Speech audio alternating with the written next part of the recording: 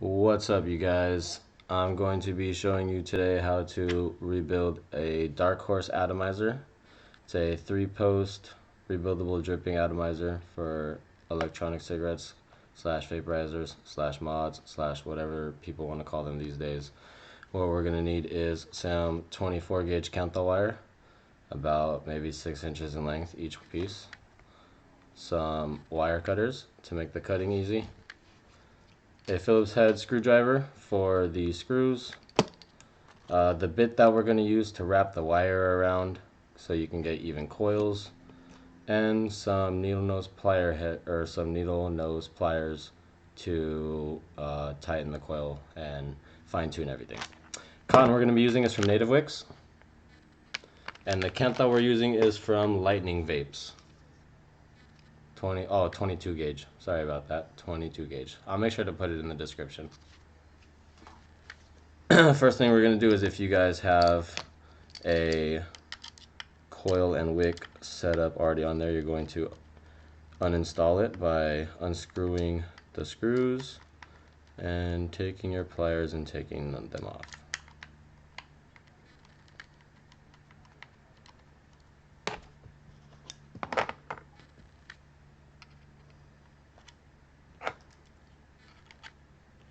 Alright, so we have a fresh deck like this. Okay, we're going to take the first strip of Kanthal wire and we're going to wrap it around our bit. We're going to make our first leg. Right, so I have it on the top of the bit, and I wrap it around the back. 1, 2, 3, 4, 5, 6. All right. This 6 wrap is going to give us about a 0.18 to a 0.2 ohm resistance, which is going to be perfect for this Wismec box. Clip the excess leg off. So we have a coil that looks like this. Okay, nice and neat, right? Do the same thing for the other leg.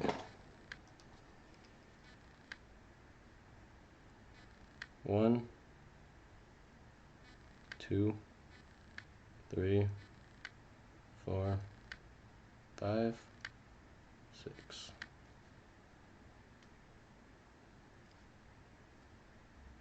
Straighten it out, clip the leg.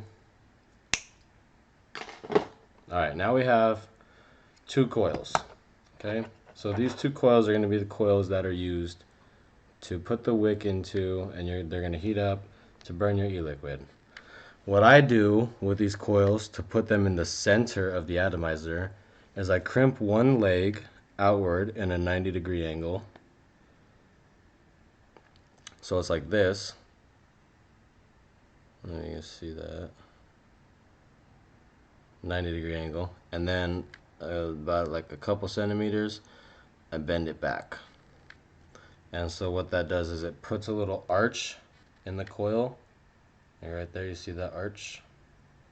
So that way the coil is more in the center of the atomizer, allowing equal sides of cotton on both sides to be juiced up, so you don't have more cotton on one side than the other side. So we're going to install it in there so it looks like this, right? So you're going to want to pull it to make sure that it's centered and tighten in there.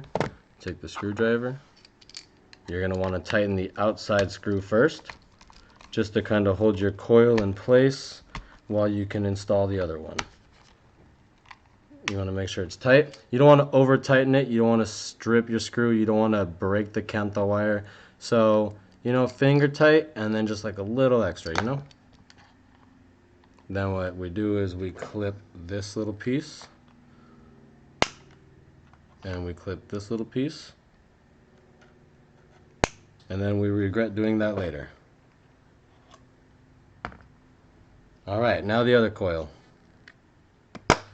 Crimp the leg.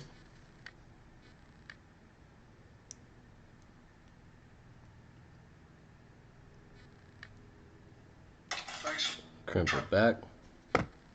Play some videos for some background noise. This is going to be tricky if you have two long pieces like this and you're trying to put it in when your coil is already installed. So what I do is I normally judge about how far the coil is going to go in, and I cut the inner leg to where there's just enough going into the post, but it's not coming out and touching that other coil. So we're going to put it in. See, and I can see right there that it's touching the other coil. I don't know if you'll be able to see that. There you go. See the wire, how it's sticking out? You don't want that. So we're going to clip it a little more.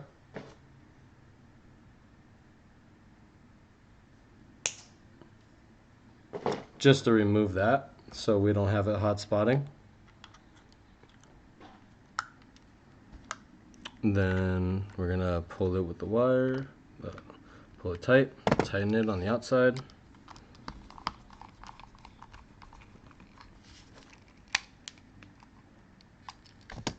Now, you're going to clean this up by clipping this.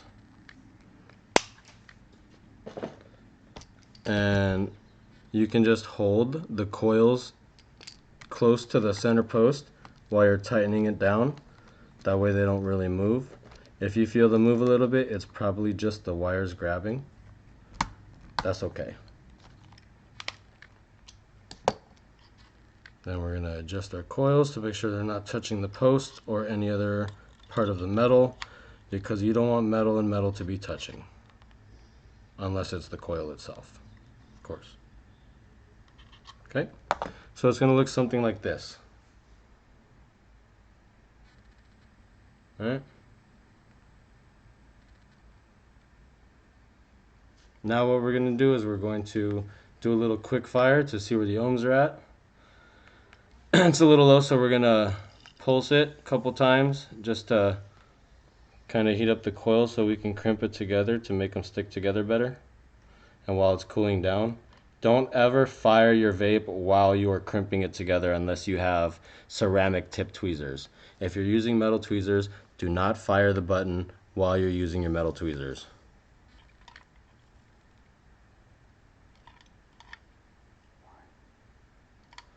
If you fire it when you have your tweezers touching your coil, the metal in the metal is going to conduct and it's going to create a short and it's going to burn your coil out. For those of you that didn't know. So we're going to stick our bit in here. We're going to straighten the coil out again. Make it nice and even. And we're going to check the fire to make sure it's firing evenly.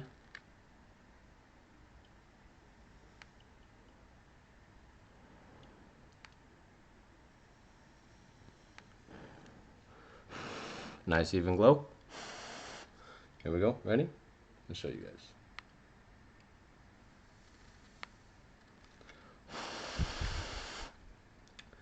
Ohms are reading at 0.33 right now, but we're going to put the cotton in there and adjust it up, make sure all the screws are tight, and it should be firing on to 0.2. So for the cotton, we use native Wicks, preferred cotton of choice. Cotton bacon is also a really good choice. I really like cotton bacon's cotton. Supima cotton is preferably really good cotton. If you're going to be using organic cotton like Japanese cotton or something, make sure it's unbleached. Make sure it's not like, you know, whitened with hydrogen peroxide or anything like that. You know.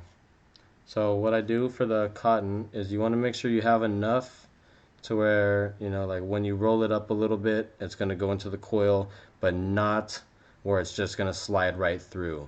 But you don't want to be shoving it through there either. You know, so it's going to take a little bit of practice to find out, you know, how much cotton you're going to need for the coil size that you're using. But after a while, you know, you'll get the hang of it. So what I do is I twist the end like this to make a tail, just to kind of taper it through so I can feed it through the coil easier. When I can grab that tail, I twist it as I'm pulling it to feed it through the coil easier. That way nothing snags, nothing's tugging, the coil's perfectly installed and it's not moving. Then I take the wire cutters and I clip the cotton at the end of where the atomizer well is. So it's like that. So if you have a coil that's not in the center, you're going to have more cotton on one side than the other side. And it's going to make, I don't know, I'm sure it's going to hit fine, but you're going to get a more even burn if you have equal amounts of cotton on each side, if that makes sense. So then I take something, you know, skinny, just to kind of tuck the cotton in. Bless you. I fold it, and then I tuck it underneath like this. You can put the cotton underneath the coil if you want to like burn more juice at one time, or you can just have the cotton off to the sides like this to create more air underneath that coil, so that way it can breathe more. Let it focus. Come on, camera. Okay, it's not gonna focus for me, whatever. So then we just do the same with the cotton on the other side. Just kind of roll it, not too tightly, you know. You want it to still be fluffed, so that way it absorbs the juice. Taper the end, stick it through, grab it, twist and pull. Ha ha ha, that sounded inappropriate. Alright. Clip this end. Clip this end. Don't mind my dirty dab mat in the background. Fold and tuck.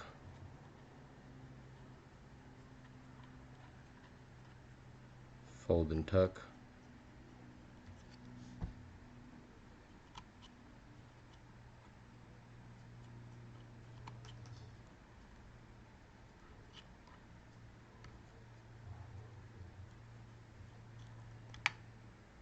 Alright, so it's going to look like this.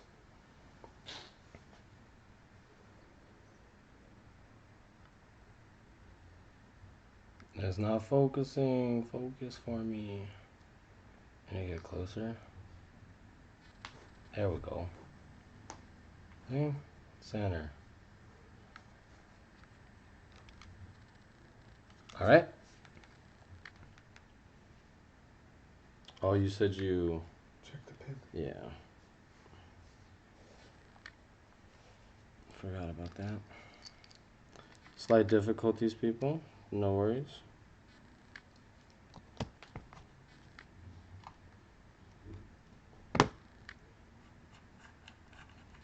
I just need to adjust this bottom contact pin. You want to make sure that your contact pin is tight. That way it's making contact to that middle post, because that's what is connected to your coils, essentially. So if that's loosened, then you're going to get different readings on your atomizer. Okay, make sure all the screws are tight.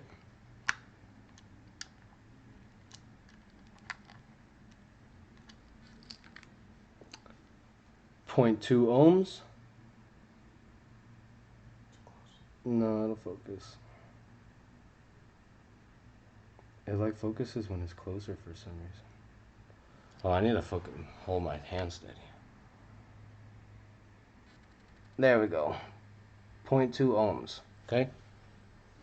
And we adjust the watts to where my buddy likes it.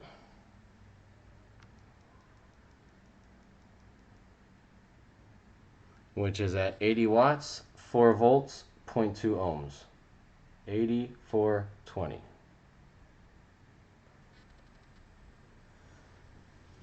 Alright, so now we take the juice. Preferred juice of choice is Villain Vapors Dillinger. It's a vanilla bean caramel custard. It's super delicious if you like the custard flavors. If you guys follow Villain Vapors on Instagram, pick up some juice, tell them Kokesmush sent you in your order note, and they will hook you up. I want to thank you guys for watching the video.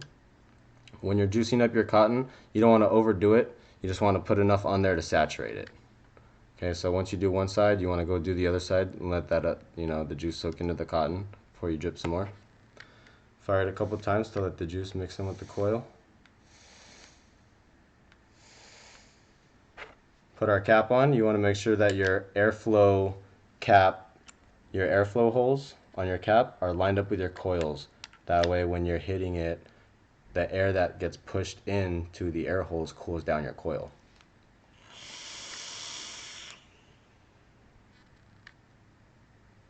Thanks for watching, guys. If you guys want to follow me on Instagram, Snapchat, Twitter, Tumblr, it's all Kokesmush. Like and subscribe. Thank you for watching. Stay healthy, my friends.